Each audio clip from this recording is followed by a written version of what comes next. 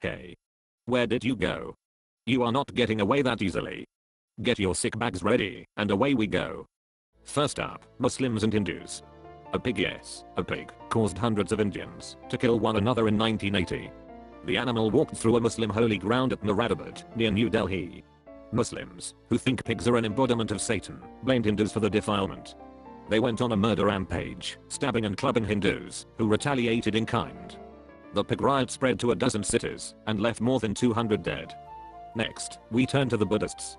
During 2003 to 2004, 165 Sri Lankan Christian churches were attacked by Buddhist mobs, resulting in the complete destruction of some, the stoning of parsonages, the smashing of statues, and the burning the Bibles and hymnals. Sri Lanka has the largest percentage of Christians in South Asia, and 25% of those are Tamils. So, that covers Buddhists and Muslims. What now? Let's see. Oh yeah. Christians and their derivatives. How about the Christian cults first? Remember the People's Temple? Does the name Jim Jones ring a bell? This former pastor of the Disciples of Christ denomination decided he had discovered a new way to eternal bliss. All he needed was a mass suicide. Yep. The people that died at his compound did so after drinking poisoned Kool-Aid. Something, by the way, that they had practiced many times. The final death toll was 914. 638 of those were adults, with the remainder being made up of 276 dead children. Somebody tell me how God couldn't be bothered to save 276 children from the religious zealotry of their parents? Finally, Christians, come on down. You're the next contestant on God's Murdering Morons. When Puritans settled in Massachusetts in the 1600s, they created a religious police state where doctrinal deviation could lead to flogging, pillorying, hanging, cutting off ears, or boring through the tongue with a hot iron. In the 1690s, fear of witches seized the colony. 20 alleged witches were killed, and 150 others imprisoned.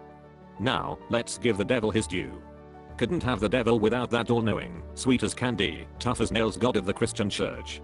So, let's see what the devil has been up to. How about some infanticide? From my home state of Texas comes this little gem. San Antonio, July 27, 2009. The scene was so gruesome investigators could barely speak. A 3.5-week-old baby boy lay dismembered in the bedroom of a single-story house. 3 of his tiny toes chewed off, his face torn away, his head severed, and his brains ripped out. Officers called to the home early Sunday found the boy's mother, Otis Sanchez, sitting on the couch with a self-inflicted wound to her chest and her throat partially slashed, screaming, "I killed my baby. I killed my baby," police said. She told officers the devil made her do it. And what is the lesson we are supposed to learn from the big guy in the sky with this one? Come on. Tell me. Honestly, it's all nonsense. There is no God. No devil. No heaven. No hell. No ridiculous reason for everything. It is just us inhabiting this rock and hurtling through space, and we only get the one ride. This one ride, and that is it. Don't you think that your one life would be better spent appreciating the glory of nature, the majesty of a rich relationship with family and friends, and the pleasure of a world of such wonderful diversity in its people, cultures, and creeds? Don't you think murdering one another for the approval of some imaginary man in the sky is simply silly? And, before I let myself get too far afield on this one, don't you think that an all-powerful, all-knowing, all-around immeasurable God wouldn't need you to kill abortion doctors for him? Wouldn't want you to break his own laws against murder, even, and especially in his name?